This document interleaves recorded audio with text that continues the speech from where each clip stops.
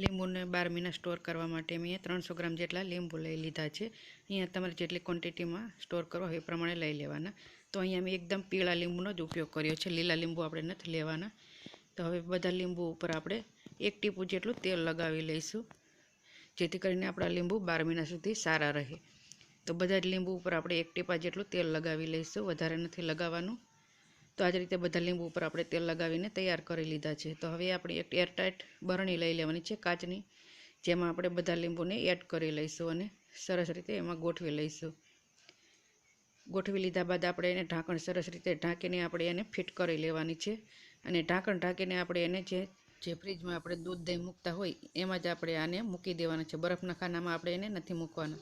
તો આ રીતે તમે 12 મહિના સુધી ફ્રીજમાં તમે સ્ટોર કરી શકો છો। તો આ રીતે એકવાર સસ્તા લીંબુ હોય ત્યારે એકવાર આ રીતે જરૂરથી ટ્રાય કરજો।